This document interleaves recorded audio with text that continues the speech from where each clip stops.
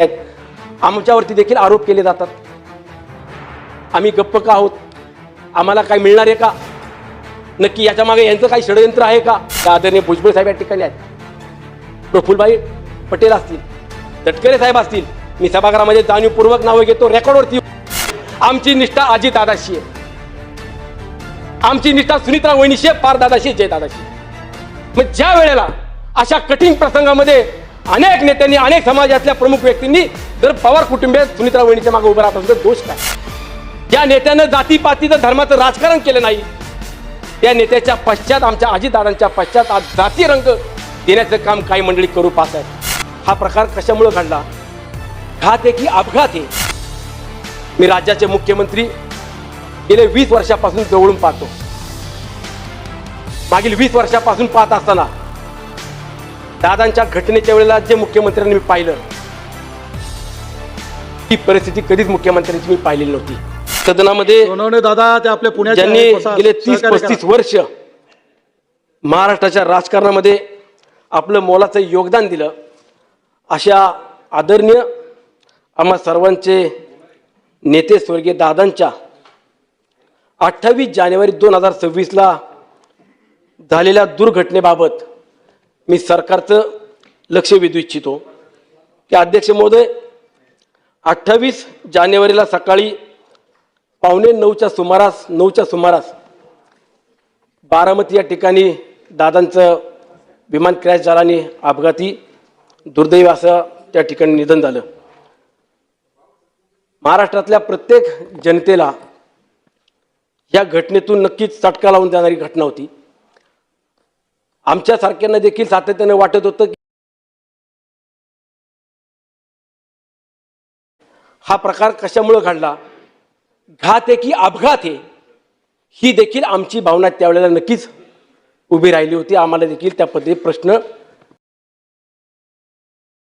आणि अध्यक्ष महोदय, अशा घटनेनंतरनं आदरणीय या देशाचे प्रमुख नेते पवार साहेबांनी पत्रकार परिषद घेऊन जाहीरपणाने सांगितलं की ही घटना हा अपघात आहे आणि ह्यामुळे झालेलं नुकसान कधी भरून निघणार नाही, अशा देखील भावना आदरणीय पवार साहेबांनी त्या ठिकाणी पत्रकार परिषदेच्या माध्यमातून व्यक्त केल्या. काही काळ गेला आणि त्यानंतर आजपर्यंत या घटनेच्या संदर्भामध्ये वेगवेगळे तर्कवितर्क लावण्याचा प्रयत्न केला. तो आरोप प्रत्यारोप होत असतात आणि त्यातून अनेकांनी ही घटना काय आहे, या घटनेमागचं सत्य काय आहे, ही देखील महाराष्ट्राच्या जनतेसमोर आली पाहिजे असं आमचं देखील मत आहे.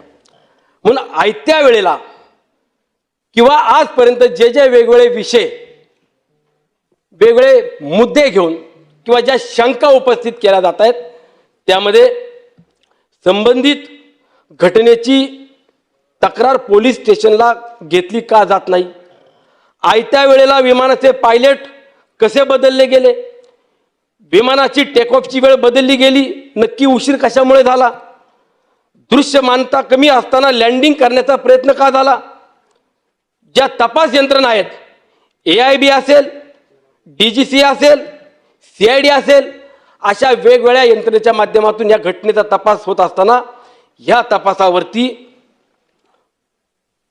कुठला दबाव आहे का? आणि त्याही पलीकडे जाऊन नव्यानं आता तर अजून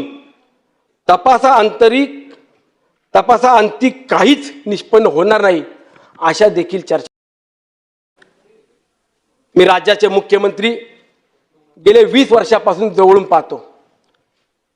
कुठलाही कठीण प्रसंग आला तर त्याला सामोरे जाण्याची ताकद आणि धमक कुणामध्ये आहे, तर ते आदरणीय फडणवीस साहेबांमध्ये आहे, हे आम्ही देखील अनुभवलेलं आहे.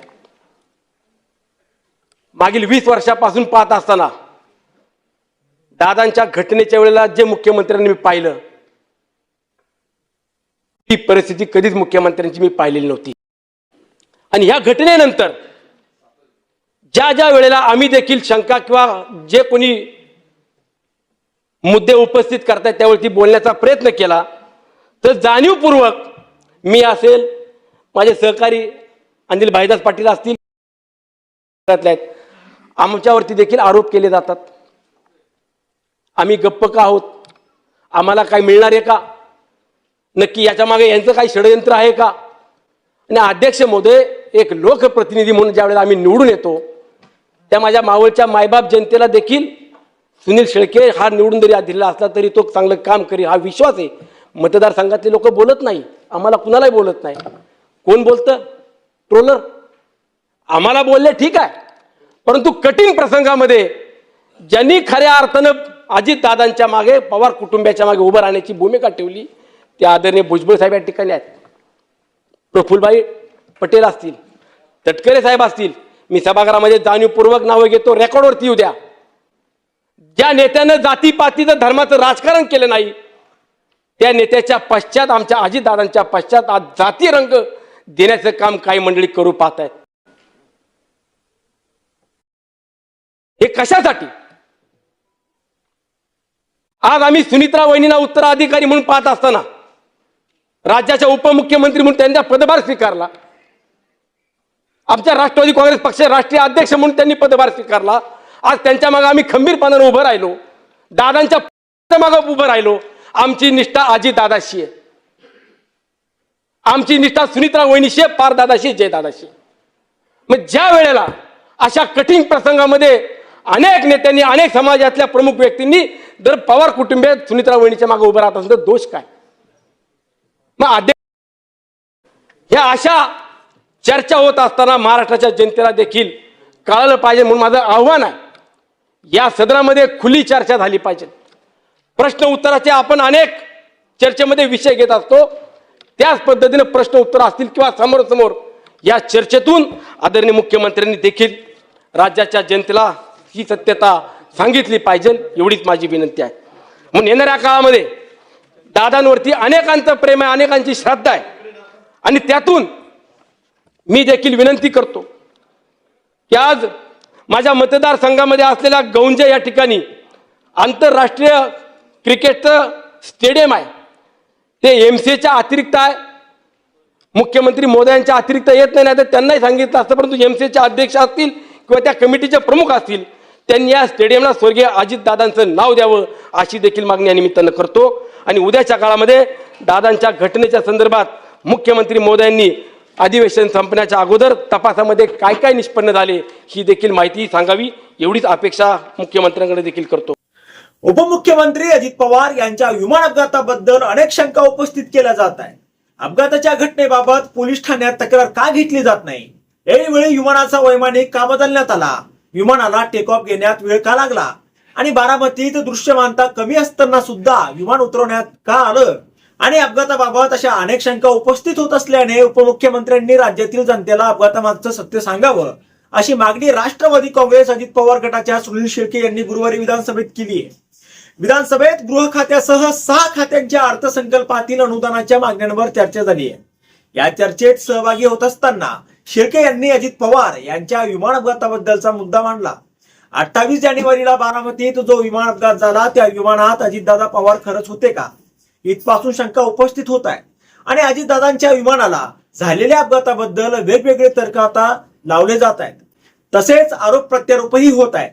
विमान अपघाताच्या तपासावर दबाव असल्याने तपासातून काहीच निष्पन्न होणार नसल्याचं सांगितलं जात आहे. अजित पवार यांच्या अपघातानंतरही आम्ही गप्प आहे, यामागे काही षडयंत्र आहे काय, अशा शंका आता उपस्थित केल्या जात आहेत. अजित पवार यांनी कधीही जातीचं राजकारण केलं नाहीये, मात्र त्यांच्या निधनानंतर अपघाताला जातीय रंग दिला जात आहे.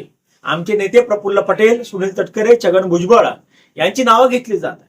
आमच्या निष्ठा अजितदादांशी होत्या, त्यांच्या उत्तराधिकारी म्हणून सुनित्रा पवार यांनी उपमुख्यमंत्री पद आणि पक्षाचे राष्ट्रीय अध्यक्षपद स्वीकारले.